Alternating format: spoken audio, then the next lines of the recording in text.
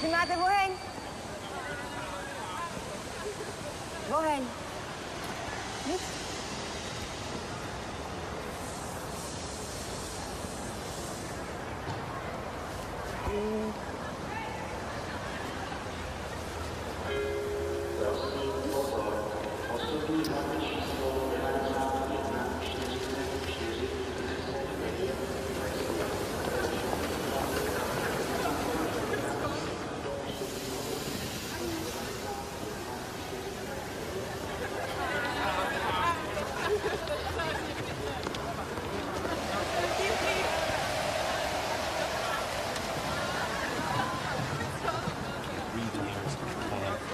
Now I got these college kids like a discotheque. Listen.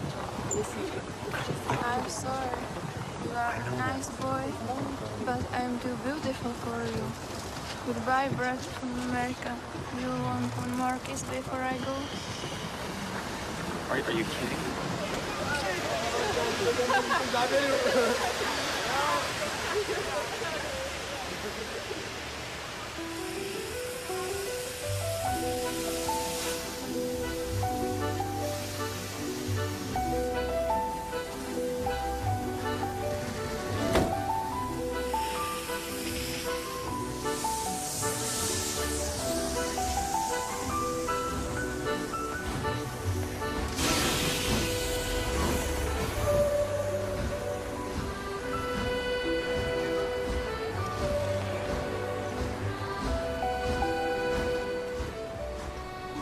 I'm here tonight to tell you about a father who loved his son and a son who loved his dad. The way this story is going to unfold for you is a little bit different because I want to bring it to now. You see, a dad would go home and he would go by the school, and every now and then he would pick up his son and say, "Son, why don't you go to work with me?" The boy loved that. And when his dad would just come and pick him up, he was the happiest boy ever. He knew that he would get to spend the afternoon with his father at work, and he would get his coat and they would walk, and he would bring hot chocolate for his son for it's really cold, and they would go through. But this boy was different. This boy would see things. This boy wasn't normal. And when they were walking one afternoon going to where dad worked, this boy would notice things that other people wouldn't notice. He see things other people wouldn't see. He sees a man in a bathrobe in the middle of the street who's yelling at a second-story window. He sees a woman who's very angry at him and doesn't really want to hear what he says. This boy, as the rest of the world hustles by, he slows down. He sees the hurt and the pain. He sees the anguish and the sorrow. He sees the window close and a desperate man trying to get his will. What he did doesn't matter. That he hurting is all that matters. And this boy would see these things. His father rushes and gets him by the hand and says, "Let's go, we'll be late." He would stop and look one more time. Can I stop his pain? Can I stop her hurt? But the boy loved his father. They would go and they would catch the trolley. I think that's what you call it here. We call it a tram. Yeah, I don't know the words, but he would get on there with his dad, and the boy would just notice people. He would look, and that day, one particular, he noticed something as he got on the train. To explain something, as you can hear, there's a train coming, and I got to get through this before the train gets here. He saw a man, he saw a woman. He saw that the man seemed very happy and the woman seemed very sad, and he couldn't understand why they could be together and one be happy and the other be sad. He couldn't understand that, but the little boy knew that there was something wrong. He had this feeling, this instinct that was amazing, how he cared for other people. But he loved none other than his father. He knew his daddy loved him. And as he watched the world and their hurt and their pain, he knew that he would always have a father. But even notice this. I need you to understand as you hear this story and get involved in the life of this man and his son. I need you to notice that there's no mom. As they walked through the woods, the boy would say to his father, Dad, what will I do when I grow up? What will I get to do? Will I get a cool job like yours? How will I work? He said, I don't know, but I want to change the world. I want to do something great. I want to do something wonderful. I want to help people. I want to do something that could change the lives of anyone. I just want to be that great. I just want to do something good. And as he walked with his dad would say, son, you will be great. You will be awesome. You will change the world. Your life is going to be incredible. But there was a train coming. There's always a train coming. The train is called life. We're all on the train of life, just riding. Whether we realize the truth or not, whether we realize what's happening or not, we're all on that same train tonight. Only God has saw it fit for us to be in the same room, in the same car, for such a time as this. When they get to the edge of the train track, he could see where his father worked. You see the bridge? That's what his dad did. You see, the bridge was very, very important. Boats needed to come to the harbor to get off their goods so they could make money. But trains were coming with people going from one town to the next. Not many cars in Europe, so they couldn't use a lot of that. So many people, not enough roads, so everybody used that train to get from the town to town to get to work and to get home. And one day the train was coming by. What you have to understand is that boy loved going to work with his dad. He would stay right by the river's edge and he would do what he loved to do the most. Let me explain that. He loved to fish. Anybody like to fish here? Oh, all the guys go, The dad looks at his boy and he says, son, now remember the rules. You got to stay right here because I can see you from the window right here. Don't get out of the sight of this window because you got to stay there so I know you're safe. Catch you something good to eat. But as you can hear, the train's coming. The father's job was cool. If I wasn't a preacher, I wouldn't mind doing that. Get to work. Get grease on you. Even if you didn't have to, you just squirt it on you like you feel like you did something. That's what I would do. There was a boat coming in the harbor. Timing is very essential. I'll go ahead and give you the key. The key is this. There's always a light. Everybody say light. Say it again. One more time. There's a light that the train conductor needs to see. If that light is green, he can go. If it's red, he must stop. You see, God has given us road signs in our life that we must read. Lines that tell us to go and lines that tell us to stop. Whether we read those and believe them or not is up to us. That's why some of you have fallen and you cannot get up. But tonight, that's why I'm here.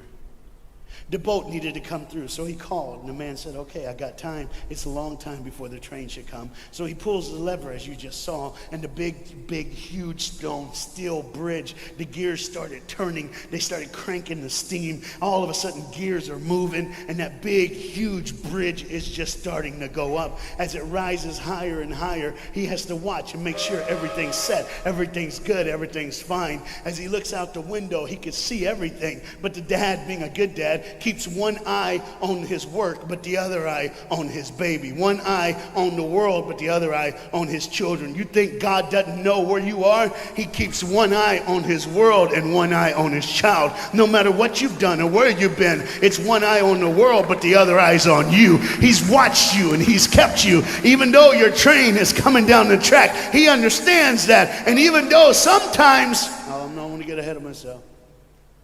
See the red light? He didn't see it.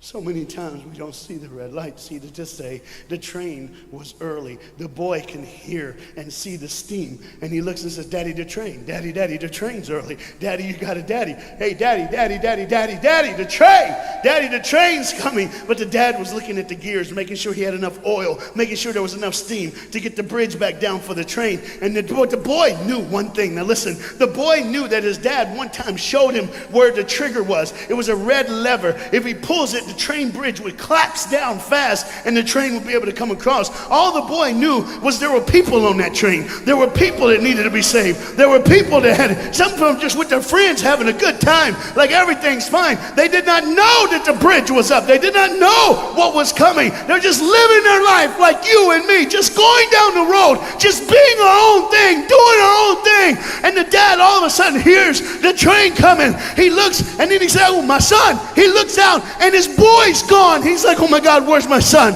Where's my son? He got to figure out. He looks back just in time to see his son trying to save the day.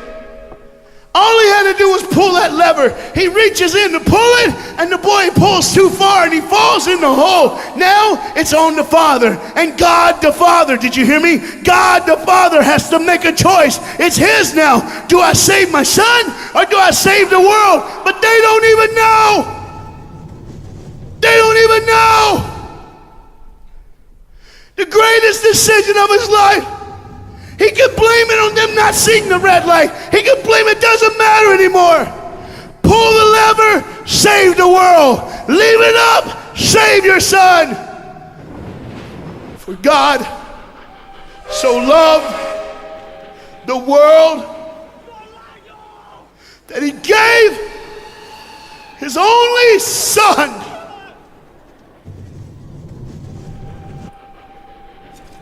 Whosoever believes in him will not perish. 3, 2, 1. It's over. And they didn't even know. They never would know. They didn't even know the train goes by. It's fine. Everything's cool. The bridge is down. Just like always. It's always going to be down. Are you hearing me tonight? He gave his only son.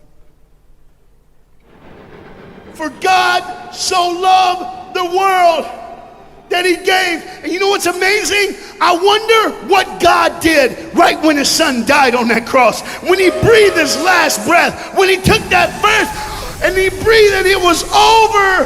Here's what the Father would have looked like. They didn't even know, just trying to think of their life. Just trying to figure out what they're going to do next. Just thinking about the person they're going to see, the people they're going to hang out with. Just trying to be, just loving, caring.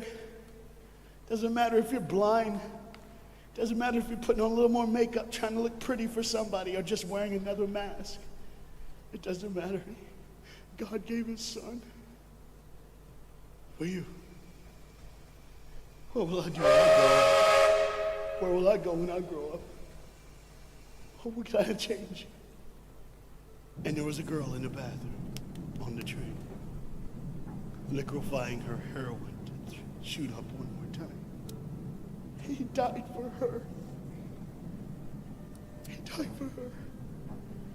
But in one moment, are you listening? In one moment, as the Bible says, everybody gets a chance. In one moment to see the look of the Father when he knows when you realize what he did for you, when you realize the sacrifice, when you realize he let his son die so that you can live, when you realize what he did, no matter what you're doing, no matter where you're at in this life, no matter what you're a part of, you gotta stop. You gotta stop. Even if it's for 1 second and think, my God, he did it for me. He did it for me. And I pray to God you drop what you're doing. Drop what you're doing. With all the pain and the hurt and the sorrow in the world, he did it for you. That's why you're so quiet. You see, the train's coming. The train's coming. Everybody has things, you have ways of I don't want to do that. I don't want to, but why do I keep doing it? Even Paul said, why do I do? My flesh tells me, and I do what I know is wrong, and I don't do what I know is right. You got to understand tonight, the fight is on, and we can win. We become more than conquerors through Jesus Christ. And I'm not preaching just for me, I'm preaching on behalf of you. But what you got to understand is, there had to be a moment in those 3 days when Jesus died on a Friday and rose again on a Sunday. There had to be this moment. Go ahead, look at the screen. When it was just God and his baby and his son.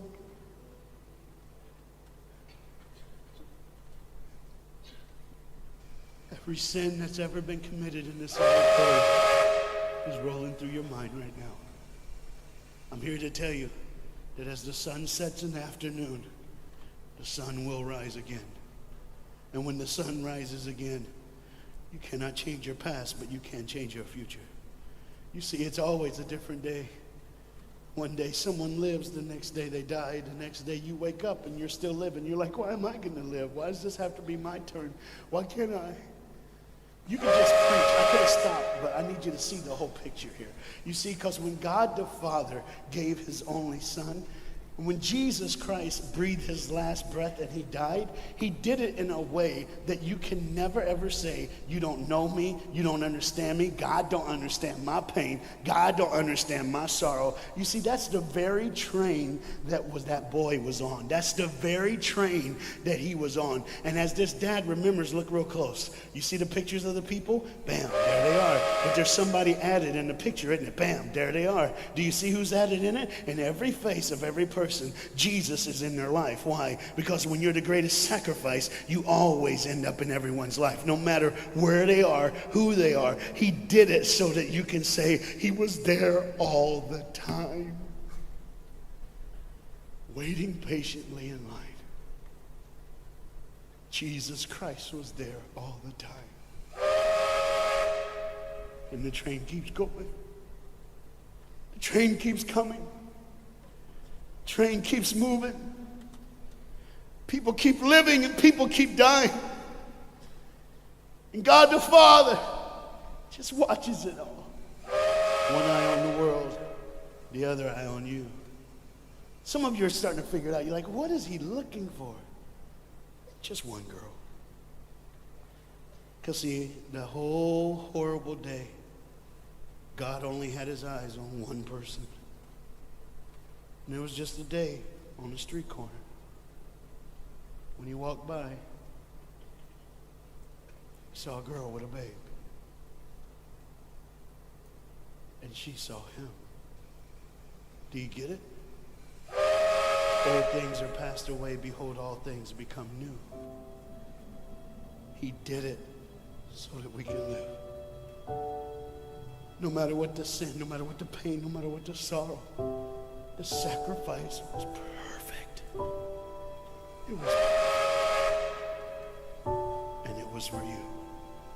And God the Father watches it all unfold. And all he can say